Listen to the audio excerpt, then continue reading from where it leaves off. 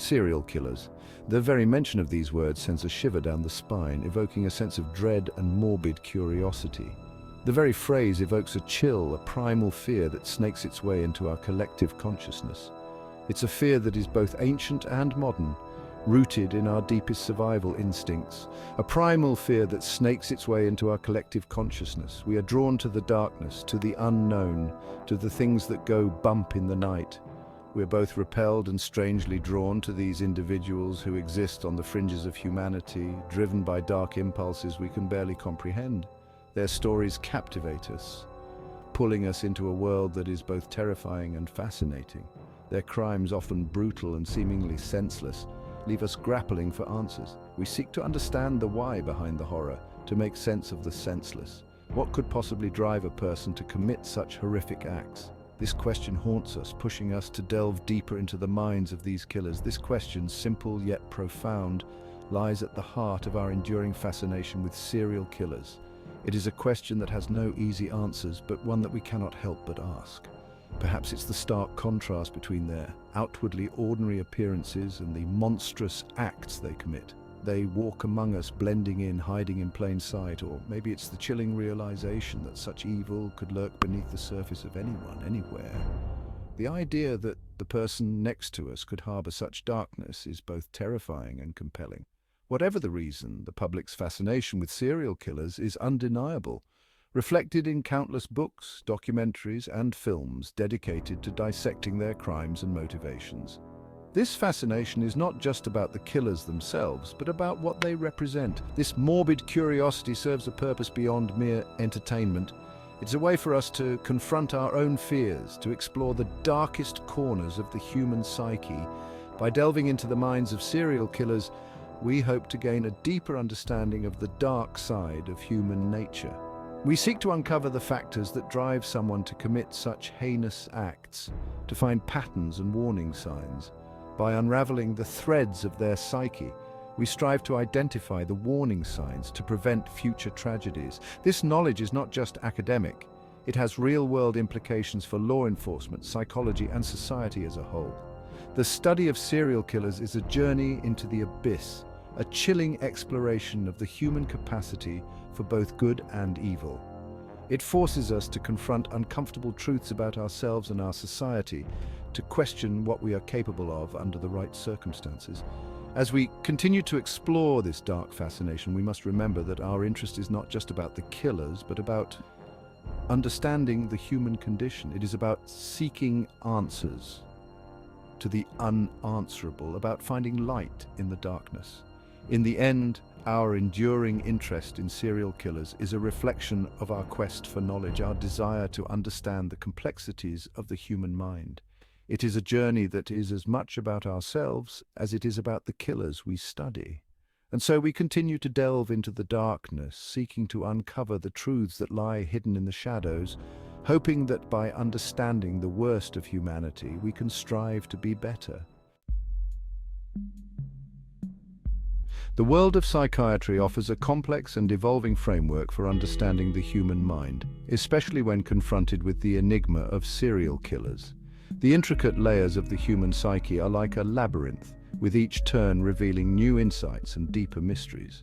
While no single diagnosis can fully explain the genesis of such extreme violence, certain psychological disorders frequently emerge in their profiles. These disorders provide a lens through which we can begin to understand the motivations and behaviors of these individuals. Psychopathy, often mistakenly used interchangeably with psychotic, paints a picture of individuals with a profound lack of empathy and remorse.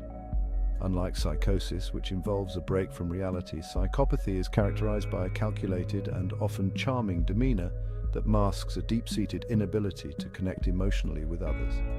These individuals, often charismatic and manipulative, navigate the world with a chilling detachment from the emotional consequences of their actions.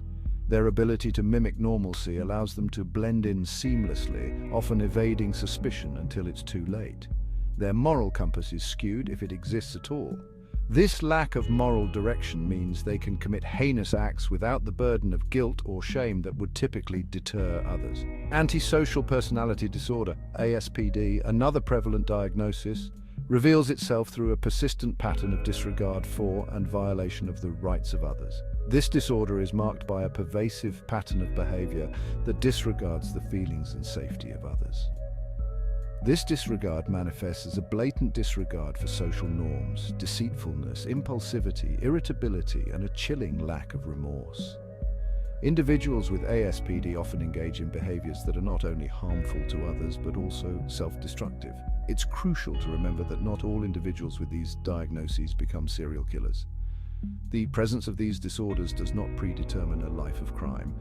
Many factors, including environment and personal experiences, play significant roles. These disorders are complex, with varying degrees of severity and expression. Each individual is unique, and their experiences with these disorders can differ vastly. Many individuals with psychopathy or ASPD lead productive lives, never engaging in criminal behavior. They may channel their traits into socially acceptable or even beneficial activities, demonstrating that these diagnoses do not define one's destiny. The presence of these diagnoses in serial killers offers a glimpse into the potential psychological underpinnings of their heinous acts. Understanding these disorders can help law enforcement and mental health professionals develop better strategies for prevention and intervention. It's a reminder that the human mind, in all its complexity, can harbor darkness as well as light. The duality of human nature is a profound aspect of our existence, and exploring it can lead to greater empathy and understanding of the human condition. Despite the seemingly random and chaotic nature of their crimes, serial killers often exhibit distinct patterns and behaviors that offer investigators crucial clues to their motives and psychological profiles. These patterns are not just random acts of violence, but are often meticulously planned and executed with a chilling precision. Understanding these patterns can be the key to unlocking the mind of a serial killer. These patterns, known as signatures, extend beyond the act of murder itself, encompassing the killer's interactions with their victims, their choice of weapons, and the meticulous staging of crime scenes. Each element of the crime scene can tell a story, revealing the killer's thought process and emotional state at the time of the murder.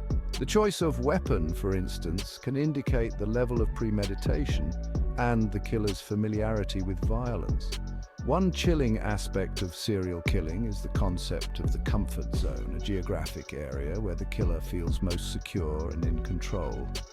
This comfort zone is often a place the killer knows well, such as their own neighborhood or a location they frequent regularly. It provides them with a sense of security and reduces the risk of being caught.